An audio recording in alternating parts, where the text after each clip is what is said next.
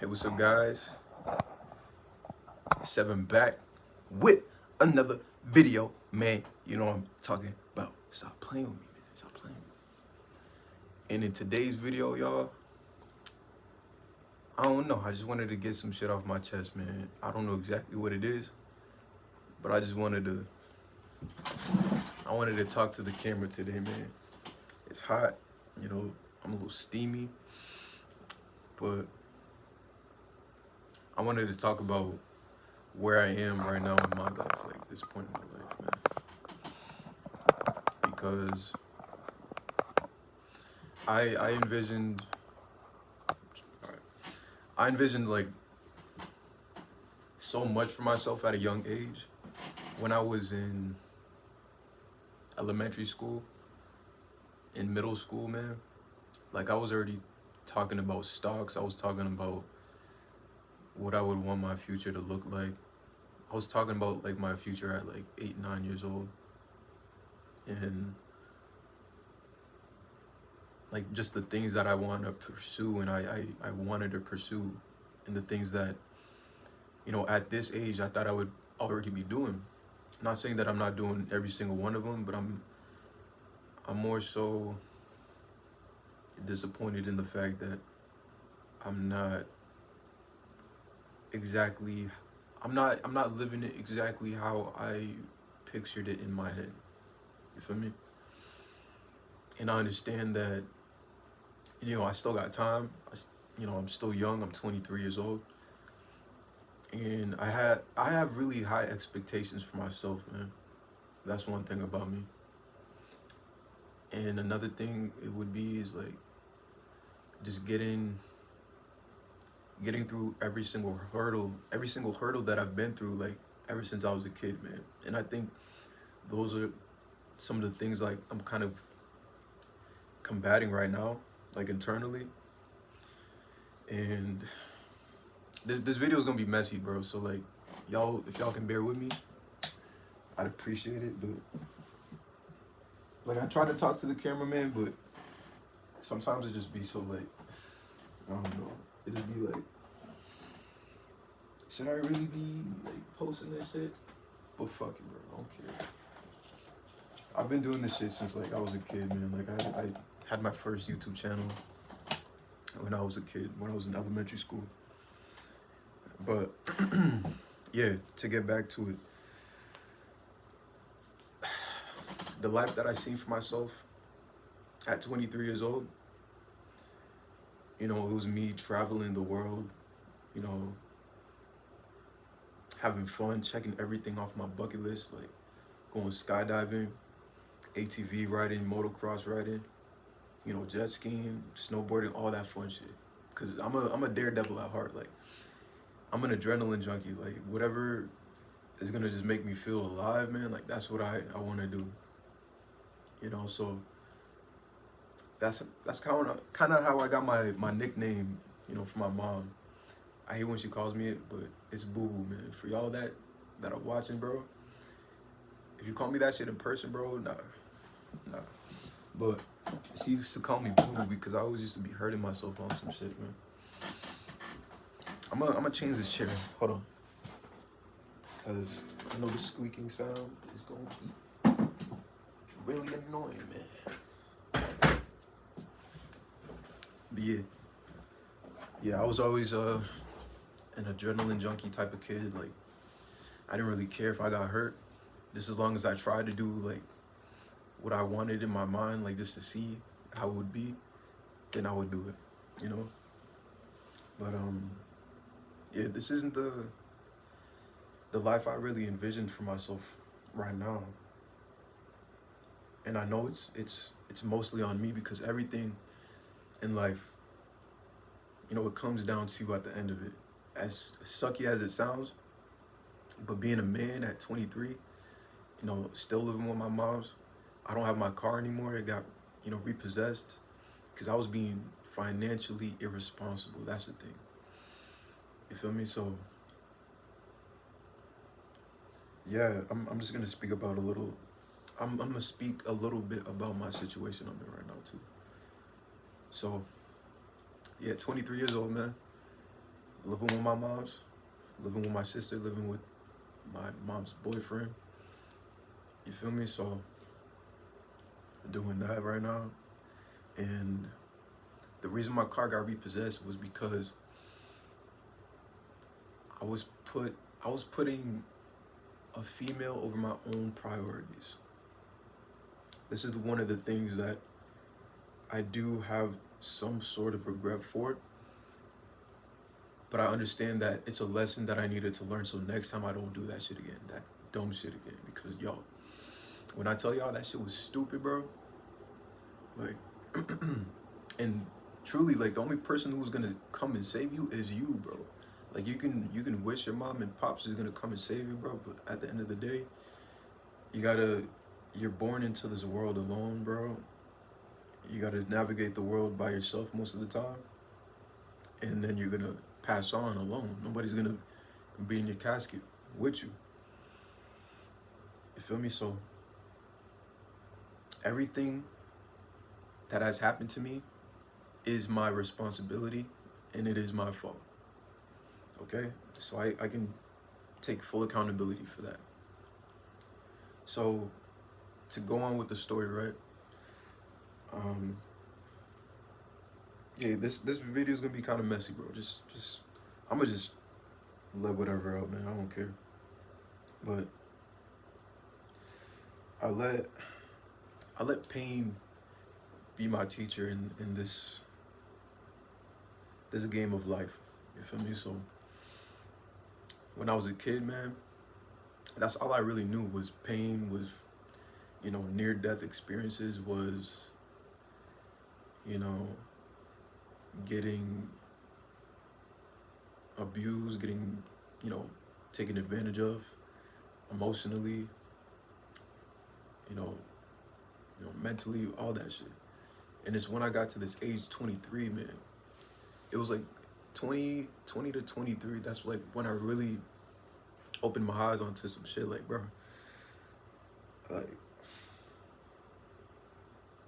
it's crazy, because if you don't see that for yourself, then everybody's just gonna keep feeding you, you know, some bullshit that, you know, you'll play into. Because the only person who knows the real you is you, man. People could know phases or versions of you, but you're the only one who knows the real you, bro. Like, nobody could really.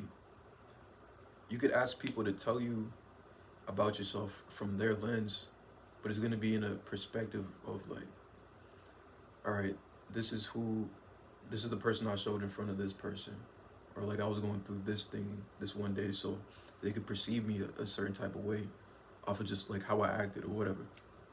But deep down inside, you're the only person who really knows you truly, you know. So, and you're the only person who's gonna be the one to, you know, to understand you, man. But yeah, grew up with a lot of pain, with a lot of questions. You know, my parents got divorced at, I think it was like when I was in elementary school. So my life was just questioning why. Like, why do things happen? You know, trying to gather all the answers that I can to try to think my way out of my situation most of the time. And I don't want to say it fucked me up, but I want to say like it made me think of things differently. It made me, I get that I'm detached a lot. Personally, I don't feel like, maybe I am in certain situations, because I've my pattern recognition over the years, like I try to see things before they happen so I don't get as disappointed. And I understand, you know, that's not the healthiest way to go about it, but it was definitely a coping mechanism. I can realize that, I can understand that it was a coping mechanism. And I didn't have security. I never had security in my life. And I don't want to sound like I'm a victim of anything, because now I understand, like, you do what you want with your life. You choose the path that you're on with your life, and everything around that is your responsibility. And if you don't, hold yourself accountable to those things, then you're gonna fall into the victim mindset. But anyways, yeah, I didn't have a I don't feel like I never felt like I had stability in my life, man. From the age of to I don't even know, like I can't even remember like most of my damn childhood, you feel me? Cause, you know, when the brain goes through traumatic experiences or whatever it went through, it tends to forget things in order to kind of protect you in a way, right? So I I I try to remember things. Like I used to be the type of kid that would try to remember every single detail. Like I was always in the present moment, man. Like every little thing I used to remember, man. And my pops would always tell me like, "Yo, how do you remember that, man? You got good memory." And I'll be like, "Yeah, man." Like I was just, I felt like I was aware before I even knew what awareness was. Before I seen it on TikTok, before I seen it on Instagram, before I like, it became I don't want to say it became a trend because that's what we're supposed to be as human beings, is being aware, being fully conscious. I think that I I went through a indescribable feeling of like coming here, coming to this place that we call Earth. You feel me? And that's something like I always look back at ever since I was a kid because I don't know. I always like asking people questions like, do you remember when you came here? Like, do you remember when you were born? Type of thing. And most of the time, people are gonna be like, no, yeah, of course. They're not gonna remember they were a fucking kid, but like, I had to like harness and anchor that for myself. Like, I remember, like I remember, bro, and it's so crazy because like my premonitions that I be having, the deja vu, all of these things, like the synchronicities, even though like sometimes the synchronicities can throw people off. Like I was thinking about that shit before I even found books on it, man. I was like I feel something like with this earth, like whatever simulation this shit is running, bro. But like I felt it intensely, man. And I just didn't have the words to really describe or articulate it because I don't know if y'all know, but I got ADHD. I might be on the spectrum a little bit, but yeah, that's me. You feel me? And I had to be in classes for that. So I was in this program called the GATE program or the TAG program, some shit. Right? So yeah, back to the stability. So I was always moving around ever since I was a kid. You know, elementary school. I think it was before I started in elementary school. I was living in Boston. I was living in Dorchester. And then I think it was when I was heading into elementary school. So I can't even remember what age that was. But then I moved to Brockton. Parents got divorced. You feel me? That shit was a mess.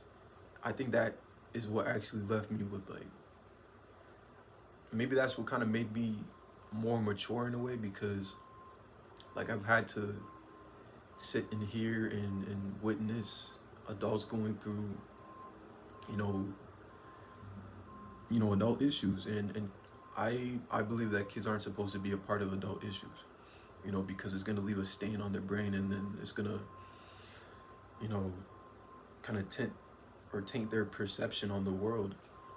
You feel me? So yeah, I was witnessing a lot of bullshit, and I hold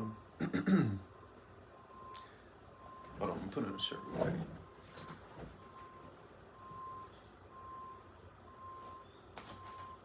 Yeah, I was witnessing a lot of mess. I I didn't know what was actually going on, bro. I was a kid. Parents were getting divorced. I was questioning why. Like I thought it was some sort of TV show that I was in, or like some sort of movie. And I was like, when are the cameras gonna shut off, bro? And like, when are we actually gonna get to real life? And you know, the family coming back together, all this stuff. It felt like the Truman Show, bro. Like till this day, I'm like, I'm thinking like, bro, this is not real, bro. This isn't real. But yeah, so another thing is like, yeah, to get back to the story, right? So I moved to Brockton when I was in elementary school, and then when my parents got divorced, you know, it was a whole I can't even find words to describe it. I would just say it was eye opening because I remember I remember my mom going through like some sort of depression, but she didn't want to vocalize it. You feel me? Like I just knew by the type of music that she was playing and just the way she would carry herself. So like I didn't understand what that feeling was at the time. And I would just it would be gloomy in the crib, you know. We wouldn't really be doing much. We'd be in the crib just, you know, either watching movies on my Xbox cuz most of the time like we had internet for a little bit, but it wouldn't be consistent. So we would have internet, and then when the internet was shut off for like a couple months, close to whatever, my mom was trying to do whatever she could, and I give her props for that. You know, we would watch movies on my Xbox. Hold up, y'all. I gotta close this window, man. They doing some work. Oh shit! I dropped my drink. No, bruh. I'm gonna clean that. I'm gonna clean that. But anyways, back to the story. I don't know if y'all gonna be able to hear me, but let me get this mic real quick, man. Let me get this mic real quick, man. All right, so if this bitch turns on, then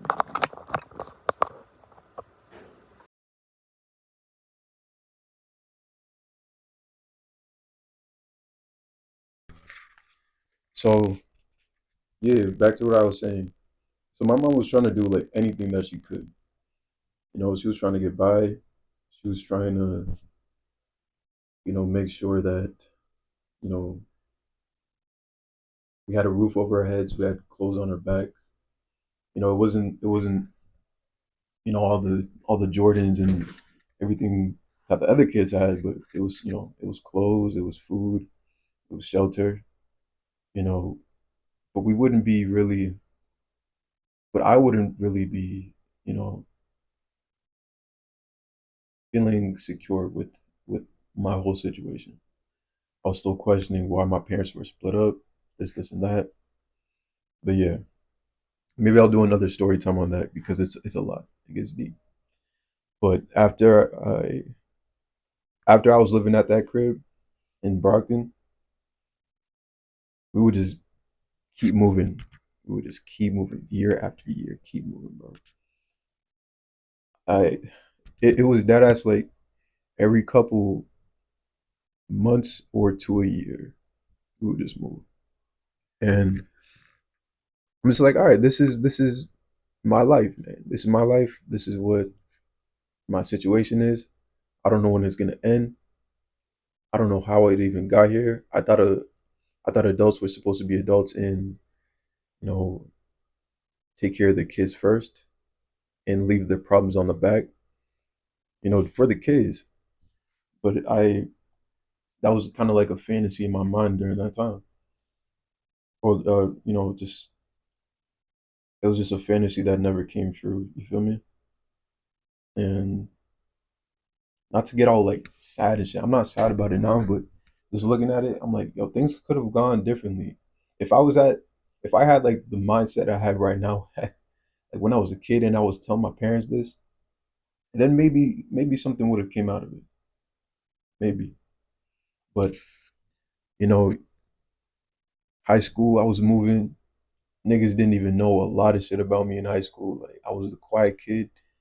I didn't have any friends, social anxiety, not even really interacting with people. But I met some cool people in high school that I still talk to this day. So I I think high school kind of it showed me it showed me a version of myself that I had to grow from. Speaking, present day, looking back, it showed me a version that I had to go to learn from to be who I am right now. Because y'all, if y'all see me in high school and me right now, I'm not the same nigga, bro. I'm not the same person, bro.